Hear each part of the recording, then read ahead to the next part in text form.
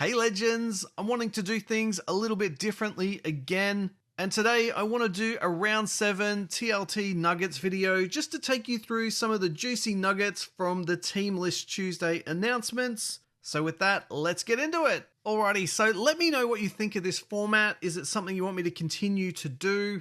Now, I really don't want to go through every single player in every single team. I think, you guys can see that on screen. You can find that in any of the teams lists that you see out there on the internet. So I'm just going to go through a couple of those players that have really caught our attention that could make a little bit of a difference to your fantasy scores this week. Now, first up, we've got Kurt Capewell. Now, he is a legend of the game, but unfortunately, it's looking like he is going to miss the Anzac Day game after suffering what they're describing as a throat injury. So that's a bit unfortunate for Kurt Capewell. As you can see there, he's got a 40.2 average and a 36 break even. He's playing okay over at the Warriors. He probably hasn't yet found his feet, but he is a decent player for sure. Now, the next guy that I want to talk about, and forgive me if I butcher this name, but it's Zion Mayu, and he comes into this Warriors side as a 230k rookie. So one to definitely keep an eye on. Probably not one that I'm going to invest in, but he does come in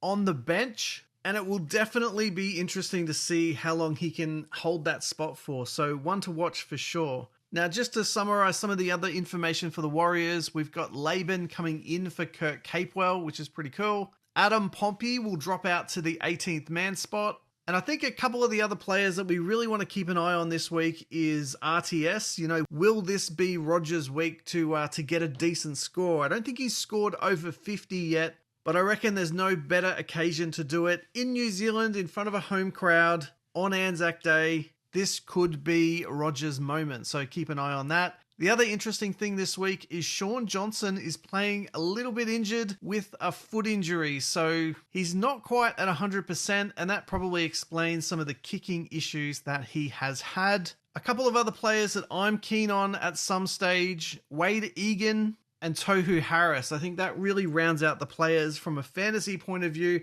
that I'm really keen on over the next few weeks. Now, next up, we have the Titans, and interestingly, they've got the same 17 that nearly got the job done against Manly in round 7. David Fafita has been named in the run-on side, which is interesting, but everyone's saying that he may switch back to the bench, so that'll be interesting to see if that actually happens. We still don't see Phil Sammy or Keenan Palacia, and players I'm interested in from a fantasy point of view include Fodawaker and Jamin Jolliffe, so keep an eye on those as well. Let's keep moving. Okay, another Thursday game. We've got the Dragons up against the Roosters. Now, there's no significant changes here, but Lomax is again back in the centres with Jack Bird still in the reserve, so that's one to keep an eye on. And there's still no Joey Leilua, so the Dragons, I think, are in a pretty good spot. We've got some numbers there, so you can see 51.1 average and 37 break even for Lomax, so he is set to continue to make a bit of money.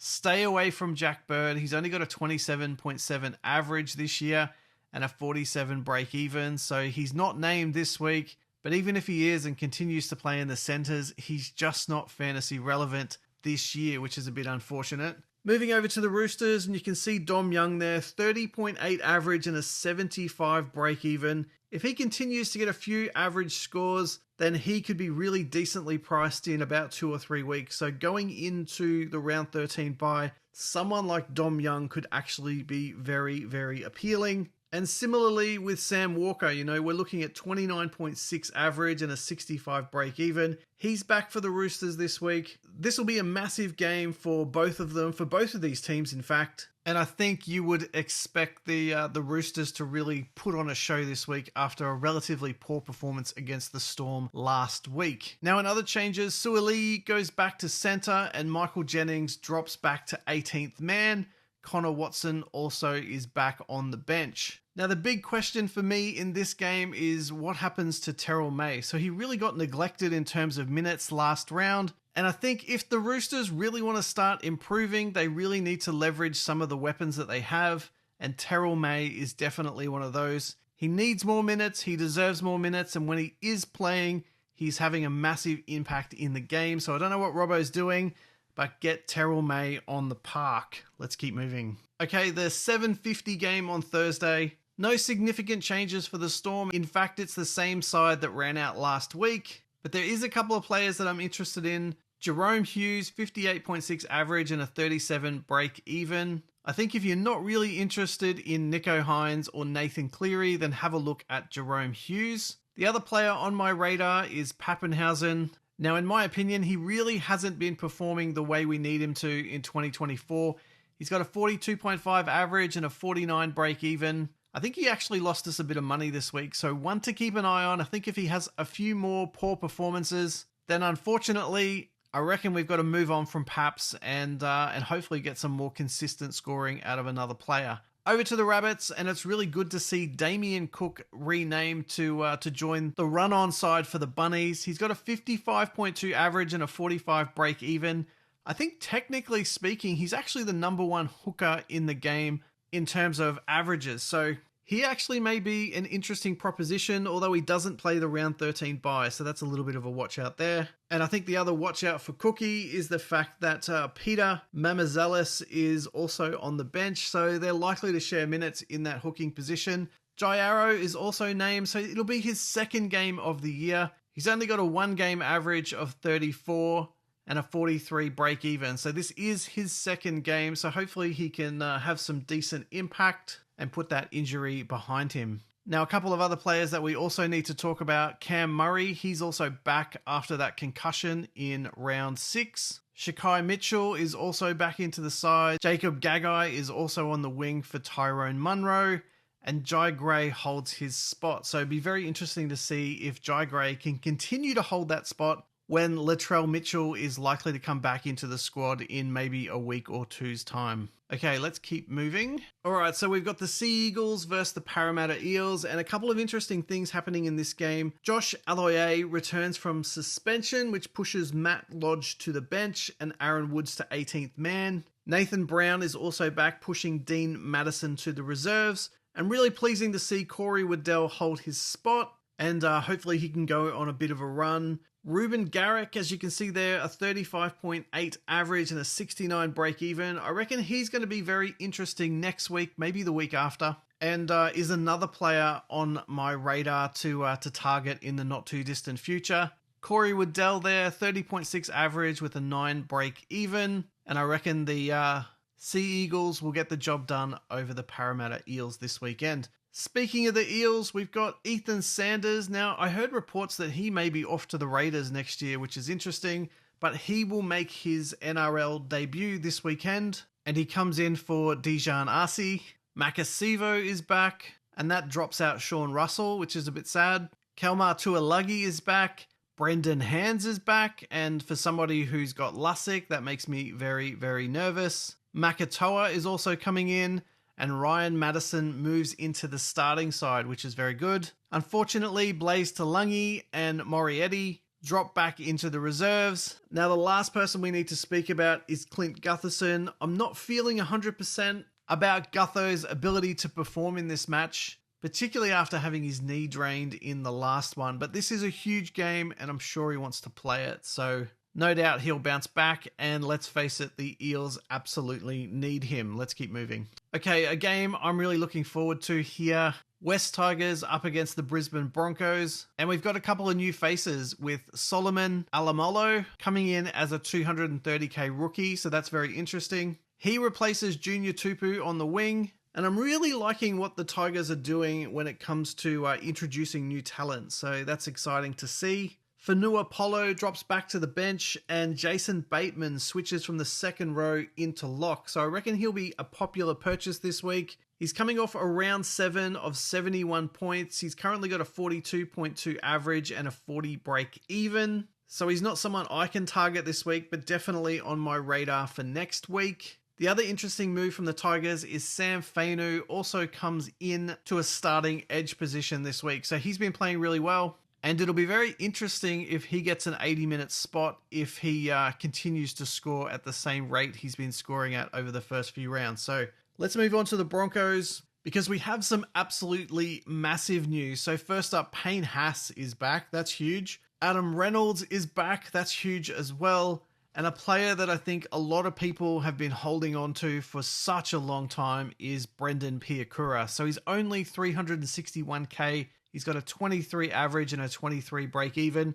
And I reckon he could smash that if he just gets a consistent 80 minutes. He will be, hopefully, a second rower that is consistent and can deliver us some serious points. Now, the other one there is Payne Haas. He's currently sitting on a 65 average and a 65 break even. So he's probably not going to make you a lot of money, but it's Payne Haas and he delivers points consistently. So if you've got the money to splurge, I reckon you couldn't do much better than Payne Haas. Now, the thing to watch with both Piakura and Payne Haas is the fact that they may be nursed back into the side to get some more minutes, some more game time minutes, because they've both been out of the game for a number of weeks now. So just watch that if you're going to rush into purchasing both of those players or starting them in your 17. Now, a couple of other things to note here. Ezra Mam is out. Apparently, he's got a finger injury. And Selwyn Cobbo has a shoulder injury, and both of those guys are set to miss just the 1 week, as I understand it. Jock Madden will move from halfback into the 5/8 role. Dane Mariner returns, which is pretty good. And Jesse Arthurs will switch from the wing into the center spot. And I think the other big question for this team is, will you be purchasing Reece Walsh this week? Or are there some better options? You know, is a Trey Fuller or a KO Weeks someone who you'd consider over someone like a Reece Walsh? All right, next up, we've got the Cowboys versus the Panthers. And we've got a couple of players that are interesting from a Cowboys point of view. So first up, we've got Thomas McKaylee in on the bench. He's 261k with a 19 break even. I'm nervous to say go and get him at this point because we do want to see some consistency. Hopefully he's a player that can get some serious minutes over the next 4 or 5 rounds. Next up is Jack Guzwowski, and he's just been dropped completely. So there's talk that he's off to the Broncos. So that'll be interesting to see how they treat him over the next few weeks. Other than that, there's probably not a whole heap of changes that the Cowboys are making this week. So Griffith Neem will replace Jason Tomalolo at starting prop. And that's pretty much it for the Cowboys this week. So moving on to the Panthers, we've got Nathan Cleary returning finally. So I've been carrying him for weeks and weeks and weeks on the bench. So this will actually be his first game back since round 3. So absolutely crazy. Nathan Cleary coming back in means Brad Schneider will drop back to the reserves. And Taylor May is also back this week after his court appearance last week, pushing Paul Alamotti also back to the reserve. Now this should be an awesome game. I reckon the Panthers will absolutely trounce the Cowboys after what we can only describe as a very disappointing performance by the Cows versus the Sharkies last week. Let's keep moving. Okay, second last game, we've got the Dolphins versus the Knights, and there's a couple of interesting decisions to make here. So first up, Trey Fuller continues as fullback. He's got a 57 average and a 15 break even. Did an awesome job and was absolutely instrumental in tearing apart the Eels last week. And definitely looks like an interesting proposition until at least the hammer returns. So one to keep an eye on, maybe even one to consider purchasing. Now, the only real change for the Dolphins is Kurt Donahue returns, and that pushes Sean O'Sullivan back to the reserves. And another player that's really interesting this week is Maxi Plath, 48.3 average and a 15 break even. He is tempting, especially with that half kind of mid-duel as well. So one to watch, maybe even one to consider purchasing. He is definitely on the radar. Now, the Knights, they are in a little bit of turmoil with no Kalen Ponga. And that means that David Armstrong will make his debut. He's coming in as a 230k rookie. How about that haircut? Now, apparently, Fletcher Sharp was supposed to have had the role, but it looks like he's also out with a hamstring injury. So the Knights aren't having a lot of luck in that fullback position in 2024, that's for sure. Now, in other news for the Knights, you've got Dane Gagai returning. I think he's actually captain this week, which is interesting. Jed Cartwright also comes onto the bench. And the Knights actually have some interesting players that I think are worth talking about. So first up, we've got Jaden Brayley, 462k. And in the last 3 games, he's gone 60, 71, and 80 in terms of minutes. So he's really building in terms of minutes. And I think if he goes and does it again and gets another 80 minutes, then we can kind of pencil him in as kind of a decent hooker replacement for someone like a Joey Lussick. So definitely on my radar this week as a possible purchase into round 9, because obviously the Knights will be playing the round 13 bye, which is very, very exciting. Now, a couple of other things to consider is Jack Hetherington is out on suspension. Greg Marzou is starting to look very juicy in terms of his price. And keep an eye on Dylan Lucas. I think he may be someone worth investigating in buy, hold, sell as well. Let's keep moving. Alrighty, our last game. So someone who was incredibly popular at the beginning of the season, who unfortunately didn't get the gig, but now gets his opportunity, is KO Week. So he comes in as a 252k rookie. He's not really a rookie. He's got some games under his belt, but now is his time to step up for Jamal Fogarty. And the guy beside him there, Simi Sasagi, is also named to start in the second row and currently has 2 decent scores of 30 and 39 with a 3 break even. So a 39 was actually a decent score in that Broncos game from last week. And he was definitely one of the players that stood out and 100% deserves the opportunity to stay in this team for one more week. So well done, Simi Sasagi. Now, a couple of other pointers for this one. Chevy Stewart keeps his job at fullback, so well done to Chevy. I'm not 100% sure how long he's going to keep it for, though.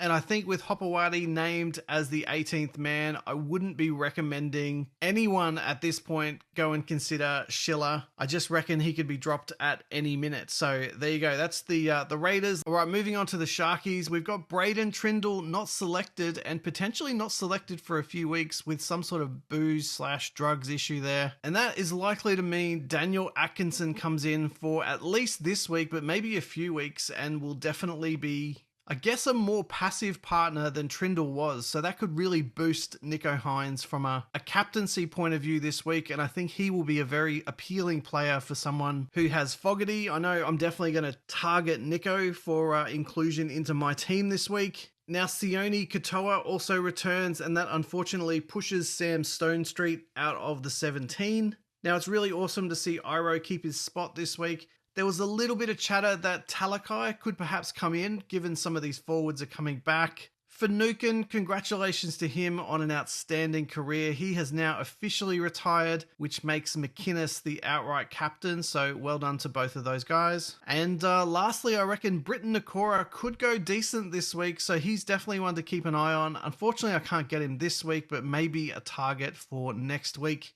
He could actually be an interesting buy with Nico now kind of more in control of this Sharkies team.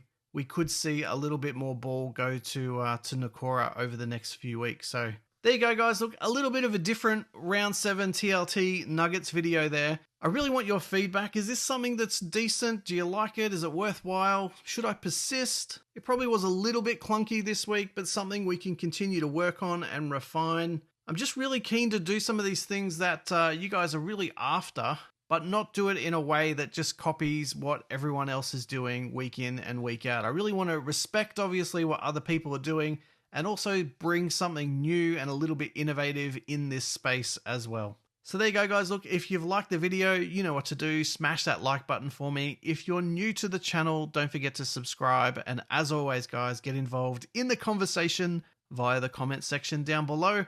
And I'll see you all in the next video.